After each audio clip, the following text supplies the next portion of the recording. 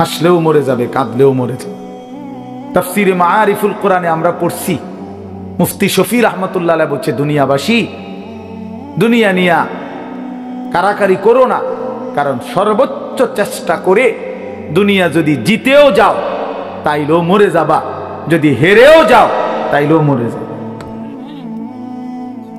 পৃথিবীর সর্বশ্রেষ্ঠ ধনী সেও মৃত্যুবরণ করবে, পৃথিবীর সর্বশ্রেষ্ঠ ফকির সেও মৃত্যুবরণ করবে, মরেই যাবে। প্রিয় বন্ধু, তোমরাও আমরাও হাসলেও মরে যাব, কাঁদলেও মরে যাব। সুখে থাকলেও মৃত্যু হবে, দুঃখে থাকলেও মৃত্যু হবে। অট্টালিকায় থাকলেও মরণ, কুড়ে ঘরে থাকলেও মরণ। অতএব যেই মৃত্যু আমাকে বরণ করতেই হবে, যেই কবর থেকে আমি আড়াল হওয়ার, পাশ কাটার কোনোই সুরত নাই, অতএব তার জন্য প্রস্তুতি নেওয়া, যে এটার মুখোমুখি আমাকে হতেই হবে, তার জন্য প্রিপারেশন নেওয়া, এটাই বুদ্ধিমানের কাজ। আমার যেহেতু ডায়াবেটিস হয়েই গেছে, এখন আমার এই অবস্থায় শরীর স্বাভাবিক থাকবে কেমনে, এইটা নিয়েই ফিকির করা উচিত। আমার যেহেতু গ্যাস্ট্রিক হয়েই গেছে, আমার যেহেতু এই রোগ হয়েই গেছে, এখন বিবেকবান বুদ্ধিমান উচিত যে এই অবস্থায় আমি সুস্থ থাকবো কিভাবে। ঠিক মনে করেন এরকম, আমাকে যেহেতু কবরে যেতেই হবে, আমাকে যেহেতু মরতেই হবে, অতএব এখানে উচিত বিবেক দিয়ে যে অতএব আমাকে কবরে ভালো থাকবো কিভাবে তার ফিকির করা। কারণ কোন যুক্তি দিয়ে, পৃথিবীর সর্বশেষ যুক্তি প্রযুক্তি দিয়েও তো আমি কবর থেকে বাঁচতে পারবো না। তাহলে যে সত্য আমাকে গ্রহণ করতেই হবে, যেই অমোঘ বিধান আমাকে মেনে নিতেই হবে, তার জন্য প্রিয় ভাই নিজেকে প্রস্তুত করা, ভাবা, কল্পনা করা, এটাই বিবেকের দাবি, এটাই ইনসাফের দাবি। এই জন্য ছেলেদেরকে বললাম, বাবা, কিশোর নওজোয়ান বয়সে তুমি ফিকির করো, তুমি সুস্থ সবল সামর্থ্যবান, শরীর স্বাস্থ্য জীবন যৌবন সব সুস্থ আছে, শক্তি আছে। এই সময়ে যদি কোনো ভাবনা না আসে তো বুড়াকালে কেমনে ভাববা? বয়সকালে তো ভাবনার সময় না। কোরআন শরীফে স্পষ্ট আছে, আমিনকুম মান ইউরাদ্দু ইলা আরদালিল উমর লিকাই লা ইয়ালামা মিন বাদি ইলমিন শাইআ। আল্লাহ বলেন, মানুষকে আমি পর্যায়ক্রমে ধীরে ধীরে, অনেক মানুষকে আমি এরকম নিষ্কর্মা বৃদ্ধ বানিয়ে দেই যে ফলে সে যে জিনিসগুলো ইতিপূর্বে জানতো, একটা পর্যায়ে সে আর কিছুই জানে না, এখন আর কিছুই বলে না, কিছুই বুঝবে না। এই চাচা এখন আর কিছুই বুঝবে না, জিজ্ঞাসা করে দেখো, তার আর কোনো অনুভূতি নাই। তার কাছে এখন আর দুনিয়া বরাবর সবকিছু, হাসিও বরাবর, কান্নাও বরাবর, রাতও বরাবর, দিনও বরাবর, আনন্দও বরাবর, বেদনাও বরাবর। ওনার তো আর সেই ফিলিংসটাই নেই। আমার মারে দেখছি আমি, আজীবন মা কত নামাজ পড়তেন, তিলাওয়াত করতেন, তসবিহ পড়তেন, 500 দানার তসবিহ পড়তেন মা। আর মা এখন এত অসুস্থ হয়ে গেছে, বৃদ্ধ, নামাজের কথা কোনো 10 বার 20 বার বললে হ্যাঁ মানে বোঝে না, কি করবো এটা বোঝে না, অজু করতে কইলে মা বোঝে না। তাহলে আমি তো আমার মায়ের চোখে দেখা সাক্ষী, আমি তো মাকে দেখছি। মা আমার সেই সকাল থেকে রাত পর্যন্ত কত নামাজ পড়তেন, কত কোরআন তিলাওয়াত করতেন। আমার মায়ের সেই জিন্দেগি তো আমি দেখছি ভাইয়া। এই জন্য আমরা, এটাই সত্য, এটাই বাস্তবতা, আমাদেরকে যেতেই হবে। 3 অবস্থার যে কোনো একটা হবেই। হয় একদিন এই শক্ত সামর্থ্য শরীর দুর্বল অসুস্থ হয়ে যাবে, নয়তো বৃদ্ধ হয়ে যাবে, নয়তো তার আগেই কবরে পৌঁছে যাবে। প্রিয় বন্ধু, প্রিয় বাপ, আমাকে এটা বরণ করতেই হবে, আমাকে এটা বরণ করতেই হবে। এজন্য আমি অনুরোধ করছি, ওই দেখেন ওই ছেলে বারবার মোবাইল উঠাই আয়, মানে অসভ্য কিছু ছেলে আছে, অসভ্য, এমন গাদ্দার যে কারো কোনো কথা শুনবে। হের কথা হইলো যে মানে অনেক ছেলের, যে হুজুর আমি এর থেকে ভালো মানুষের কথাই শুনি না, আপনার কথা শুনবো কিন্তু না, না এটাই বা হাসি না, এটা কলিজা পাথর হওয়া। এমন গাদ্দার যে কোনোভাবেই আমি নিষেধ করলাম। ওই যে ওই আরেক অপদার্থ হাসি, এই দেখছেন, এই যে এখন নামাইলো, এই জিন্দিগি, হে নিজে নিজে হাসে মোবাইলে। মানে কাকে বলে, কেন বলে, কি জন্য, আমার এত কিছু, আমি এবং আমার মোবাইল, পৃথিবীতে এরপরে আর কিছু আছে বা নাই এটা আমার জানার বিষয়, শেষ। আমি এবং আমার একটা মোবাইল, এটাই রাত, এটাই দিন, এটাই হাসি, এটাই কান্না, এটাই আনন্দ, এটাই বেদনা, খালাস। মোবাইল দেখতে দেখতে ঘুমাচ্ছে, মোবাইল দেখতে দেখতে ঘুম থেকে উঠতেছে, রাত গভীর হয় মোবাইলে, ভোর আলোকিত হয় মোবাইলে। আহা প্রিয় নওজোয়ান, আল্লাহ পাক তাইলে আমাদেরকে জন্যই সৃষ্টি করছেন। মাত্র 15,000 টাকা 14,000 টাকা দামের একটা মোবাইলের কাছে হেরে গেলাম। এত সুন্দর জীবন, অনন্তকালের আখিরাত সব ত্যাগ করে দিলাম। কি বন্ধু, চিরস্থায়ী জান্নাত ছেড়ে দিলা, জাহান্নামের জন্য সিদ্ধান্ত নিয়েই নিলা। এই নারী, এই ছবি, এই উলঙ্গ দৃশ্য, এই জিনা, এই ব্যভিচার, খোদার কসম ধীরে ধীরে তোমার জাহান্নামের দিকেই নিয়ে যাবে। নুআল্লিহি মা তাওয়াল্লা ওয়া নুসলিহি জাহান্নাম। আল্লাহ বলছে, যে বান্দা আমার রাসূলের বিরুদ্ধাচরণ করবে এবং আমার ইমানদার বান্দারা যে পথে চলে তার উল্টো পথে চলবে, আল্লাহ বলেন আমি তাকে সেই উল্টো পথেই চালাবো এবং একদিন সত্যি সত্যি আমি তারে জাহান্নামে ফেলে দেব। খোদার কসম গাফ, এটা কোরআন শরীফের আয়াত। আমি এই মাত্র বলে আসছি, বলছি তোমরা যারা আমার একটা কথা মনে করো বাপ, ছেলেদেরকে তোমাদেরকে বলি, বাবা সারা দিন সারা রাত মোবাইলে নারী দেখো, ছবি দেখো, নাচ গান, এক ওয়াক্ত নামাজ যারা পড়ো না, কোনোদিন যারা ফজরের নামাজ পড়ো না, হালাল হারামের কোনো পার্থক্য নাই, কিন্তু কেউ তোমারে ফিরায় না। তোমার মা, তোমার বাবা, তোমার পাড়া, তোমার মহল্লা, তোমার দেশবাসী, কেউ তোমারে নিয়ে একটু ভাবে না, কেউ তোমার একটু ফিরায় না, একটা বার বলে না যে এই বাবা তুই কোন রাস্তায় যাচ্ছিস, কিরে তুই মুসলমানের ঘরে জন্ম নিয়ে নষ্ট হয়ে যাচ্ছিস কেন? যাকে কেউ ফিরায় না, কেউ বলে না, কেন বাপ? একটা বার, একটা ছেলে শুধু তুমি আমার কথা ভাইবো যে কেউ তোমারে ডাকে না কেন? 365 দিনে খোদার একটা বছরে কোনোদিন ফজরের নামাজ পড়লা না, অথচ কেউ তোমার একটু বলেও না কিরে বাবা তুই মুসলমানের ঘরে জন্ম নিয়ে ফজরের নামাজ পড়স না কেন? সারাদিন রাত তুমি মোবাইলের মধ্যে নারী নিয়ে, ছবি নিয়ে পড়ে থাকো, কিন্তু আপন মা বাবা, আত্মীয় স্বজন, পাড়া পড়োশি কেউ তোমারে ফিরাইবার জন্য একটু ডাকেও না, বলেও না। এমন হয়ে গেল কেন তোমার জীবনটা? কেউ তোমারে বাঁচাইতে চায় না কেন? মনে রাখো বাপ, মূল কারণ একটাই, তোমার উপরে আল্লাহর লানত পড়ছে, খোদার লানত, খোদার গজব পড়ছে তোর উপরে। এই জন্য আল্লাহর লানত পড়ে যার উপরে, তার থেকে গোটা সৃষ্টি মুখ ফিরায় নেয়। এটা মুখ ফিরায় নেয়, এটা জরুরি বিষয়, মুখ ফিরিয়ে নেয়।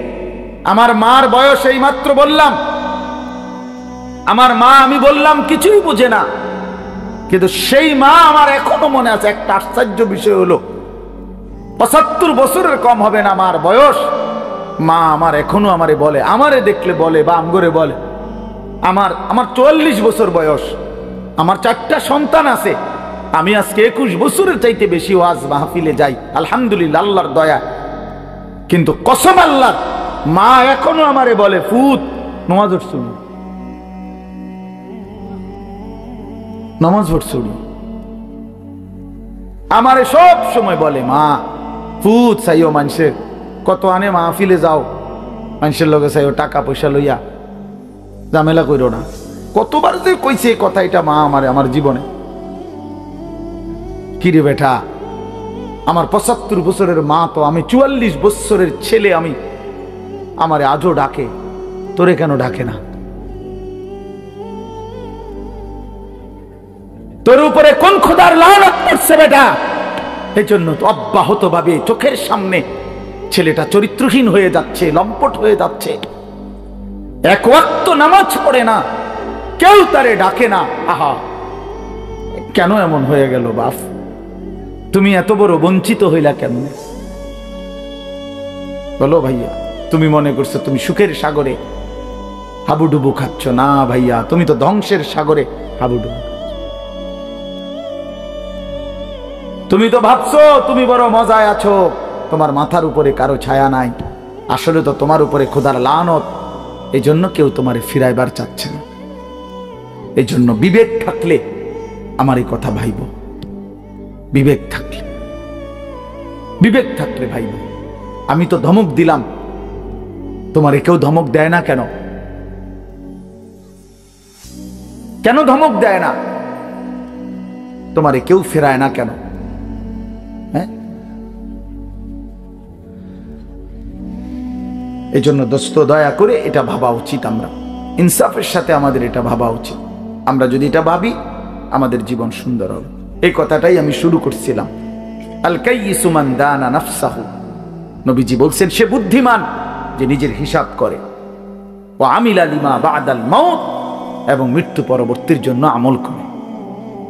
সেভাবে আমি কে, আমারে কে বানাইলো, আমি আসলাম কোত্থেকে, কেন বানাইলো, আত্ম উপলব্ধি, নিজের বিবেক, নিজের জাগা। আসলে আমি কে? আমি মানুষ না জানোয়ার? এতটুকু বুঝ, বুদ্ধি, আকল, দিমাগ যদি দোস্ত আমার না থাকে, আমি মানুষ হলাম কিভাবে, মুসলমান হলাম কিভাবে? মাসালুল্লাযী ইয়াযকুরু রাব্বাহু ওয়াল্লাযী লা ইয়াযকুরু রাব্বাহু মাসালুল হাইয়্যি ওয়াল মাইয়্যিত। নবীজি বলছেন যে আল্লাহকে স্মরণ করে আর যে করে না, এই দুইজনের মধ্যে উদাহরণ হলো একজন জীবিত, একজন মৃত। নাফরমান মুর্দা, ইমানদার জীবিত।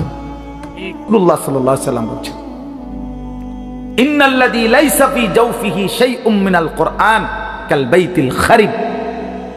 প্রিয় বন্ধু শোনো, নবীজি সাল্লাল্লাহু আলাইহি ওয়াসাল্লাম বলছেন যে এই কলিজার ভিতরে আল্লাহর কোরআন নাই, কোরআন কিছু পরিমাণ কোরআন শরীফও নাই, 10টা সূরাও শুদ্ধ পড়তে জানে না, 10টা সূরাও মুখস্থ পারে না, আল্লাহর কালামের কিচ্ছুই জানে না। আল্লাহ রাসূল সাল্লাল্লাহু আলাইহি ওয়াসাল্লাম বলছে ওই নাফরমানের দিল হলো কাল বাইতিল খারিব, সারা বাড়ি, আলগা বাড়ি, যে বাড়িতে আগে থাকতো এখন থাকে না, নতুন ঘরে উঠে গেছে, ওই ঘরের এখন কোনা ভাঙ্গা গেছে, এই ঘরের এখন দুয়ার ভাঙ্গা গেছে, টিন সাল ফইরা গেছে, এখন সারা বাড়িটা আলগা বাড়ি, বিরান ঘর।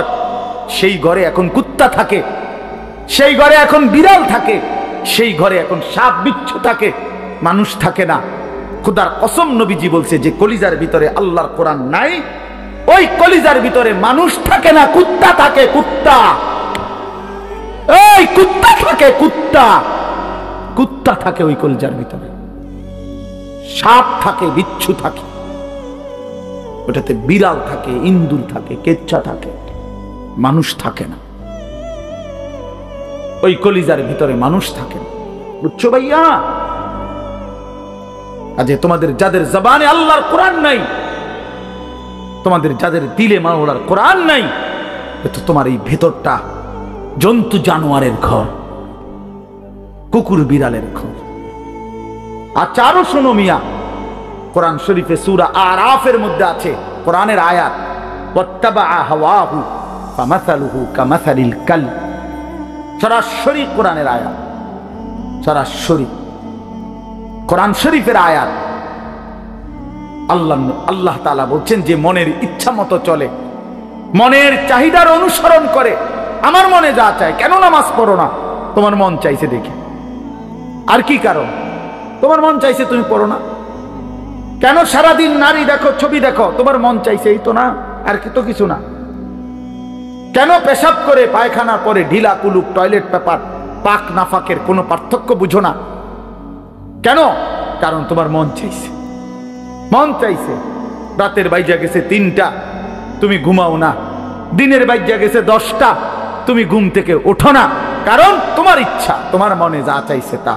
আল্লাহর কসম বাপ, আমার কথায় রাগ করো না। আল্লাহ তাআলা কোরআনে বলছে এরকম মনের ইচ্ছার যে অনুসরণ করে, মনের যা চায় তাই করে, আল্লাহ বলছে তার উদাহরণ হলো কামাসালিল কালব, কুত্তার মতো, কুত্তার মতো, কুত্তার মতো, কুত্তার মতো, কুত্তার মতো। এই নামাজি বেনামাজি বেহায়া, মনে রাখিস তোর জিন্দেগি কুত্তার জিন্দেগি। তোদের যাদের কপালে সেজদা নাই, তোমাদের জীবন কুত্তার জীবন, মনে রাখ, কুকুরের জীবন এটা। কামাসালিল কালব, কই হারুন কই কও, কামাসালিল কালব, কালব অর্থ কি কও বলো? এরা তো সব আমার ছাত্র, হারুন, এই যে রবি, বলো। কামাসালিল কালব, কুকুরের মতো আল্লাহ বলছে কোরআন। এ তো কোনো ব্যাখ্যার কিছু নাই যে এক হুজুর কইছে এটা, আরেক হুজুর কইছে এটা, এরূপ কথা বোঝেন না এমনি। এটা ব্যাখ্যার কিছু আছে এখানে? এটা তো স্বাভাবিক বাংলা, সোজা বাংলা। কামাসালিল কালব, কুকুরের মতো। ওই জিন্দেগি কুত্তার জিন্দেগি, যে জিন্দেগি নাফরমানের জিন্দেগি, নাফরমানের জীবন। এজন্য দোস্ত রহম করো নিজের উপর। আমার চিৎকার চেঁচামেচির একটাই মাকসাদ, সারাটা বছর আমি চিল্লাই, এই এক কথার ফেরি করি, তুমি তোমারে কদর করো। আমার বাবা, আপনাদেরকেও বলি, বাবারা যারা বয়স্ক আছেন, আপনি ইনসাফের সাথে বলেন, আপনি মুসলমান, 60 বছর ধরে আপনি মুসলমান, আপনি এখনো বিড়ি সিগারেট খান, আপনি ফিরবেন কখন? বলেন বাবা, 60 বছর ধরে এখনো আপনি চা দোকানে, টেলিভিশনে নাচ গান না দেখলে আপনার রাতের ঘুম হয় না। আস্তাগফিরুল্লাহ, এত বছরেও আপনার নাফরমানি ছাড়ার সময় হয় নাই? 60 বছর বয়সেও মুসলমান গালি দেয়, 60 বছর বয়সেও মুসলমান কিস্তি নেয়, 60 বছর বয়সেও মুসলমান সুদ খায়, 60 বছর বয়সেও মুসলমান টেলিভিশনে নাচ গান নর্তকীর ছবি দেখে। ছি ছি ছি ছি, এত নির্লজ্জ, এত বেহায়া ইমানদার বুড়া মানুষ হইতে পারে না। এত বেহায়া কোন ইমানদার বুড়া হইতে পারে না বেটা, এটা বুঝা উচিত, এটা ভাবা উচিত। আলাম ইয়ানি লিল্লাযীনা আমানু আন তাখশা কুলুবুহুম লিযিকরিল্লাহ। আল্লাহ বলছে, মুমিন, আমি আল্লাহর ভয়ে তোমার মনটা নরম হওয়ার সময় আজও হয়নি?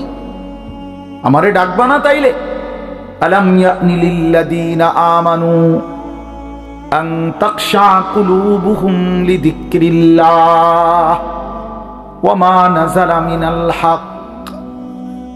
রব্বে কারীম বলে, বান্দা, আমার স্মরণ, আমার জিকির, আমার বন্দিগি, আমার কোরআন পড়বার জন্য তোমার মনটা নরম হওয়ার সময় আজও কি হয়নি?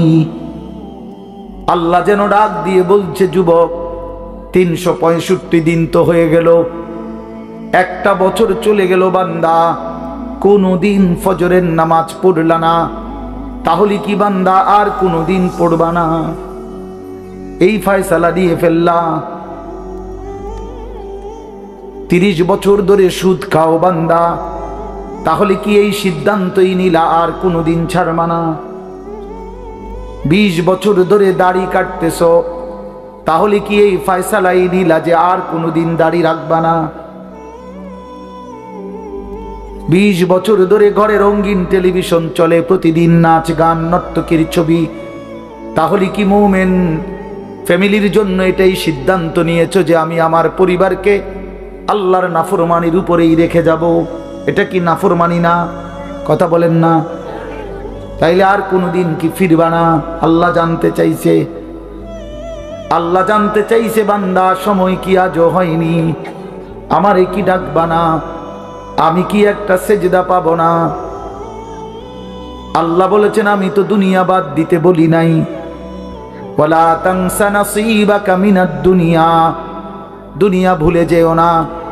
স্ত্রী তো আমি দিয়েছি, সন্তান তো আমি দিয়েছি, এই জীবনে যা উপার্জন করছো তো আমি দিয়েছি। ওয়াফিস সামাই রিজকুকুম ওয়া মা তুআদুন, আল্লাহ বলেন আসমানে তোমাদের রিজিক, জমিনে না। কোথায়? ওয়াফিস সামাই রিজকুকুম, তোমাদের রিজিক আসমানে।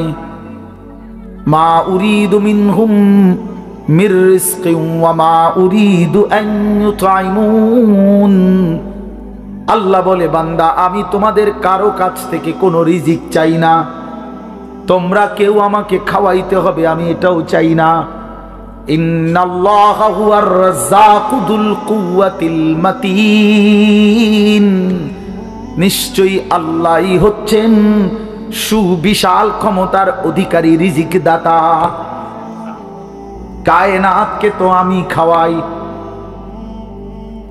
আমারে তো কেউ খাওয়াইতে হয় না।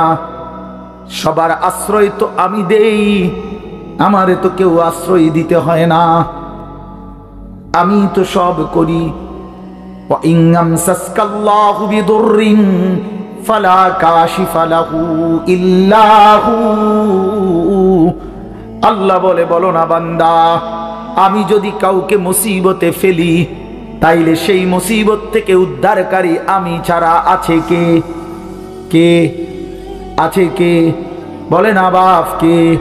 ফালা কাশিফা লাহু ইল্লা হু, আমি ছাড়া উদ্ধারকারী কেউ নাই, কেউ নাই। ওয়া ইন ইউরিদকা বিখাইরিন ফালা রাদ্দা লিফাদলিহি, আল্লাহ বলেন আর আমি যদি কাউকে কল্যাণ করি, উপকার করি, তাইলে আমার কল্যাণ আমার উপকার ঠেকায়া দিবে এমনও তো কেউ নাই। কে দিবে আমার ঠেকায়া? আমারে প্রতিহত করবে কে? ওয়া ইন মিন শাইইন ইল্লা ইনদানা খাযাইনুহু ওয়া মা নুনাজ্জিলুহু ইল্লা বিকদারিন মা'লুম, আল্লাহ বলে বান্দা সব কিছু আমার কাছে আছে ভান্ডারে ভান্ডারে, কিন্তু আমি জমিনে নাজিল করি পরিমাণ মতো করে। একসাথে সব আলু দিয়া দিলে রাখবা কই? একসাথে 30 বছরের পেঁয়াজ দিয়া দিলে রাখবা কই? কথা বোঝেন নাই? একসাথে 50 বছরের খাবার দিয়ে দিলে রাখবা কই? আছে তো আমার কাছে সব কিছুর ভান্ডারে ভান্ডার, কিন্তু আমি জমিনে দিয়ে থাকি পরিমাণ মতো করে, বিকদারিন মা'লুম। ইন্না কুল্লা শাইইন খালাকনাহু বিকদার, আল্লাহ বলেন সব কিছু আমি বানিয়েছি পরিমাণ মতো করে। জন্ম নিল কয়জন, কবরে নিলাম কয়জন, আমার হিসাব আছে। কোন সংখ্যা, জনসংখ্যা কোনো সময় বেড়ে গিয়ে ক্ষতিগ্রস্ত হবে না, আমি আছি না। বুঝেন নাই কথাটা? কোন বিজ্ঞানী বুদ্ধি দিছে, কোন পাগলে বলছে?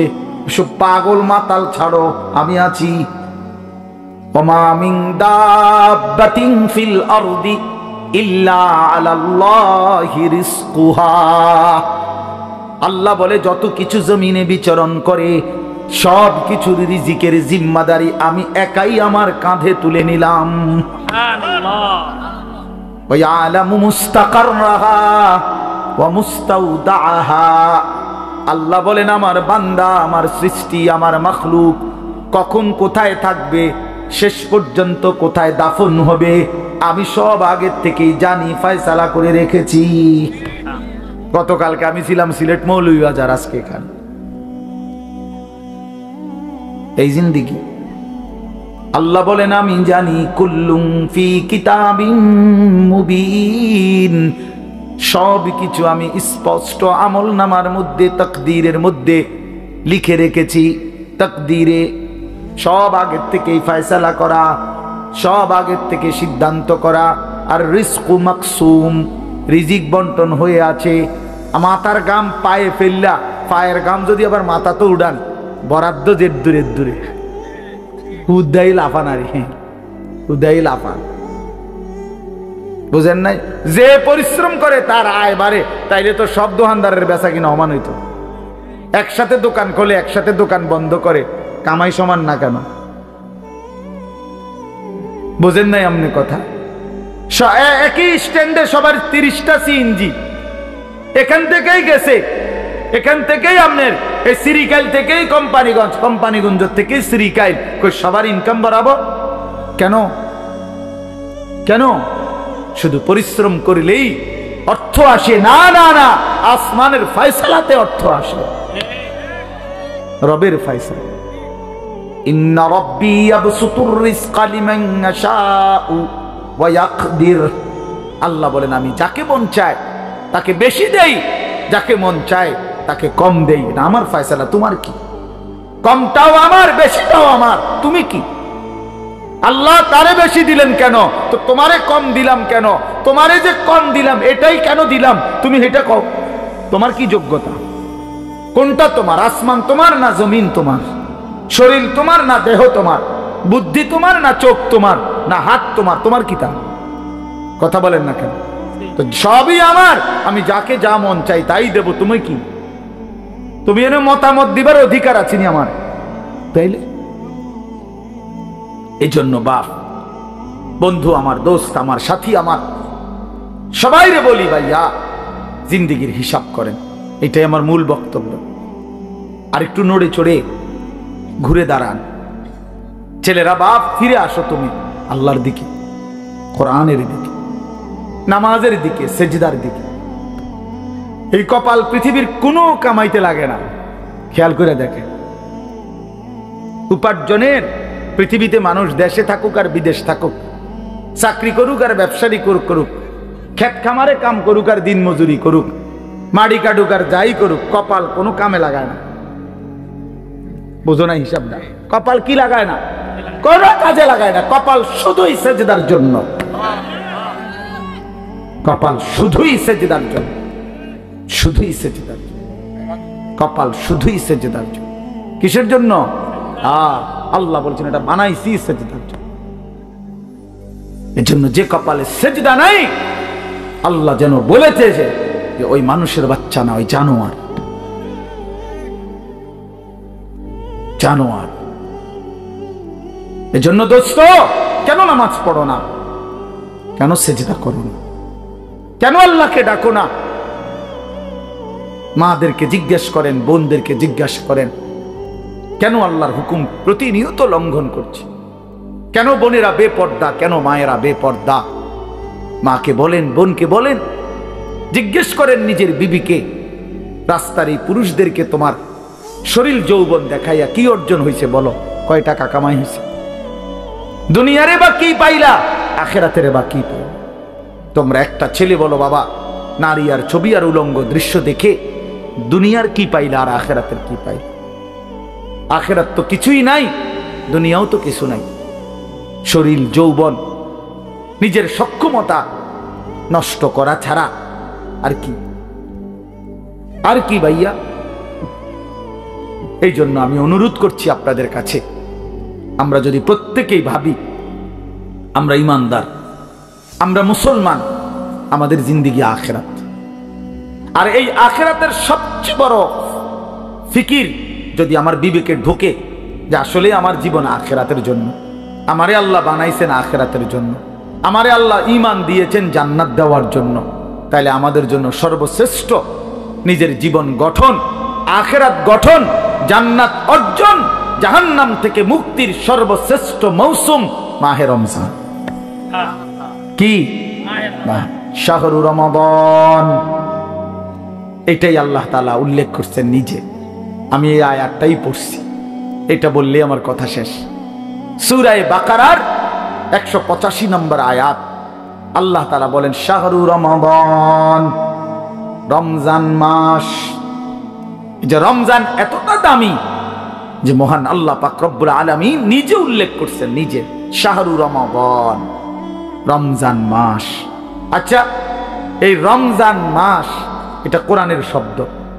অতএব আপনারা ভাবেন, একজন হলেও বুঝবেন, আপনারা ভেবে দেখেন এটা পৃথিবীতে উচ্চারিত হয় রমজান মাস কতবার, কতদিন? সারা বছর, সারা বছর এই শব্দ উচ্চারিত। কারণ সারা বছর আল্লাহর কোরআন আল্লাহর জমিনে কোথাও না কোথাও তেলাওয়াত হয়েছে। তাহলে এটা যেহেতু কোরআনের শব্দ শাহরু রমাদান, এই জন্য রমজান মাস এই কথার যেন উচ্চারণ সারা বছর, সারা বছর যেন আল্লাহর জমিনে উচ্চারিত হয় যে বান্দা একটা মাস আছে বড় দামি মাস, সেটা রমজান মাস, সেটা রমজান মাস। আল্লাহ বলেন, এবার নিজে আল্লাহ বলতেছেন, শোনো বান্দা, আমি নিজেই এই মাসের পরিচয় দেই। আমি যদি জিজ্ঞেস করি রমজান মাস কোন মাস, তা আল্লাহ বলেন আমি পরিচয় দিচ্ছি, শোনো, আল্লাযী উনজিলা ফীহিল কোরআন, এটা সেই মাস যে মাসে আমি আল্লাহ কোরআন নাজিল করেছি। কোরআন নাজিল হয়েছে যেই মাস, সেই মাসের নাম রমজান মাস। এই কারণে রমজান এত দামি।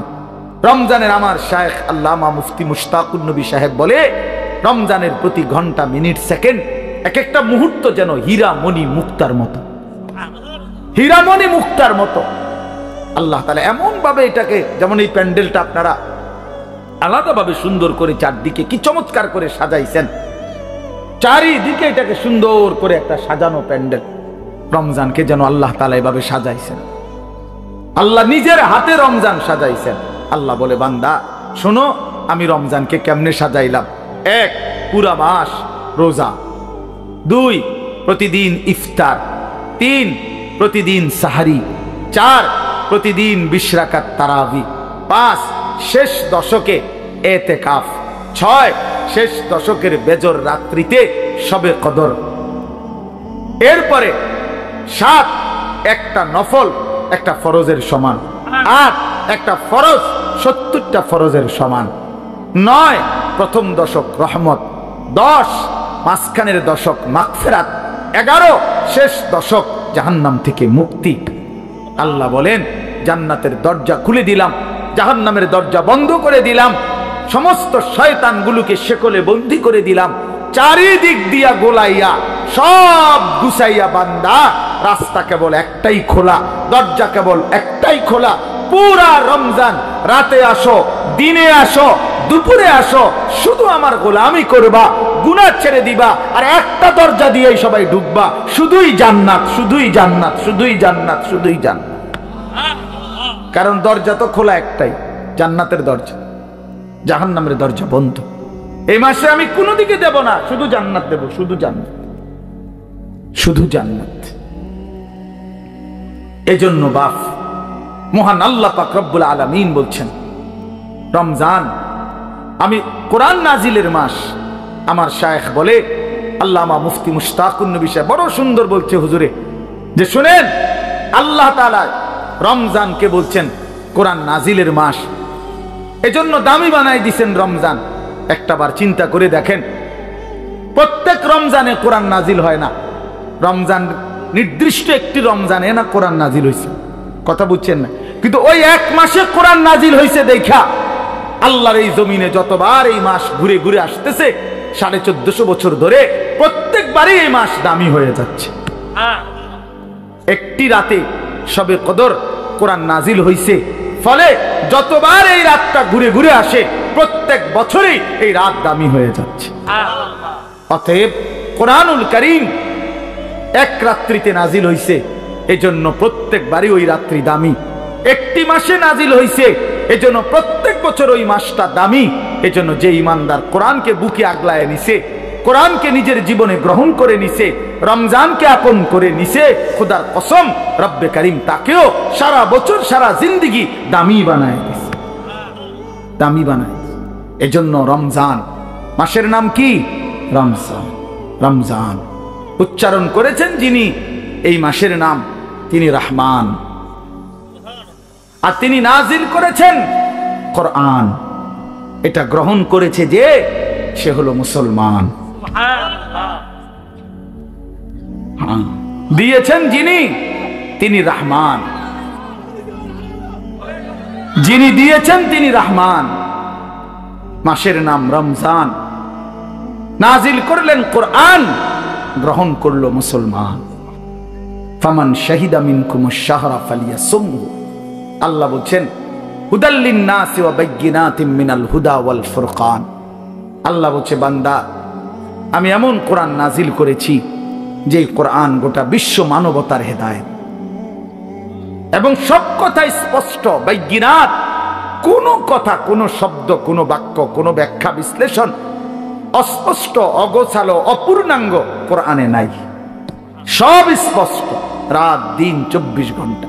ওয়াল ফুরকান, এবং কোরআনই হচ্ছে, এই শেষ কথাটা মনোযোগ দিয়ে শোনো ভাইয়া, আল্লাহ তাআলা বলছে কোরআন হচ্ছে ফুরকান, সত্য মিথ্যা, ন্যায় অন্যায়, উচিত অনুচিত, হালাল হারাম, জায়েজ না জায়েজ, করণীয় বর্জনীয়র মধ্যে পার্থক্যকারী আল্লাহর কোরআন। এজন্য ভাইয়া বাপ বিশ্বাস করেন, ছেলেরা বাপ তোমাদেরকে বলি ভাইয়া, আল্লাহর কোরআনের জ্ঞান যার নাই, কোরআন যার বুকে নাই, কোরআন যার হাতে নাই, কোরআন যার জবানে নাই, কোরআন যার জিন্দেগিতে নাই, কোরআন যে গ্রহণ করে নাই, আল্লাহর কসম, রব্বে কাবার কসম, সে হালাল হারাম, বৈধ অবৈধ, ন্যায় অন্যায় সে বুঝতে পারে নাই, খুঁজে পায় নাই, তালাশ করে পায় নাই। এজন্য কোরআনবিহীন কোনো মানুষ সভ্য হইতে পারে না। কোরআনবিহীন কোনো মানুষ বাংলা বই ন্যায় অন্যায় শিখায় না, অঙ্ক বই ন্যায় অন্যায় শিখায় না, ইংরেজি বই ন্যায় অন্যায় শিখায় না, পদার্থবিজ্ঞান জীববিজ্ঞান ন্যায় অন্যায় শিখায় না, রসায়ন বিজ্ঞান ন্যায় অন্যায় শিখায় না, উচ্চতর গণিত ন্যায় অন্যায় শিখায় না, ডাক্তারি বই ন্যায় অন্যায় শিখায় না, আইনের বই ন্যায় অন্যায় শিখায় না। শুধু আল্লাহর কোরআন ন্যায় এবং অন্যায়, হালাল এবং হারাম, উচিত এবং অনুচিত, বৈধ এবং অবৈধ এটা শিখায়। অতএব কোরআন বঞ্চিত তো সে হালাল হারাম থেকেই বঞ্চিত।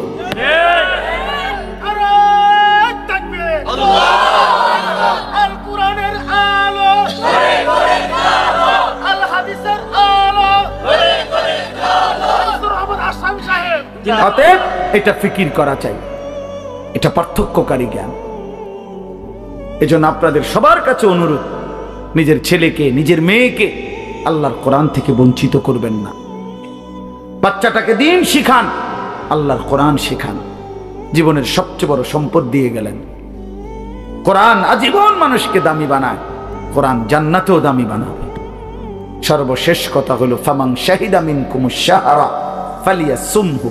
আল্লাহ বলছে, অতএব এত বড় ফজিলতপূর্ণ রমজান মাস যদি তোমার জন্য মিলে, আল্লাহ নিজে কি মজা করে আল্লাহ বলছে, বান্দা যদি রমজান পর্যন্ত তুমি পৌঁছো, তোমার জীবনে যদি রমজান মিলে, তুমি যদি হায়াত পাও, তা আমি আল্লাহ বলতেছি তুমি রোজা রাখো। তুমি রোজা নাই, আমার হুকুম মাইনো, তুমি গুনাহ ছেড়ে দিও, তুমি আমার বন্দিগি একটা মাস কইরো। যদি বলি আল্লাহ 1 মাস আপনার হুকুম মানবো, ঠিক আছে, গুনাহ ছেড়ে দিব, রোজাগুলো এবং বিধানগুলো মানবো, শরীয়তের হুকুম, আপনি আমারে কি দিবেন? আল্লাহ বলে লাআল্লাকুম তাত্তাকুন, 1 মাসেই আমি আল্লাহ তোমারে মুত্তাকি বানিয়ে দেব। যদি বলি মুত্তাকি হলে কি হবে? আল্লাহ বলে জানো না, জান্নাত বানানোই হয়েছে মুত্তাকিদের জন্য। উইদ্দাত লিল মুত্তাকিন, জান্নাত বানানোই হয়েছে মুত্তাকিদের জন্য। অতএব যে মুত্তাকি সেই জান্নাতি, যে জান্নাতি সেই মুত্তাকি। আমার কিশোর, আমার নওজোয়ান, আমার বাপ, আমার ভাই, আমার বন্ধু, আমার পর্দার আড়ালের মা বোন, সবাইকে বলি হায়াতের কদর করেন।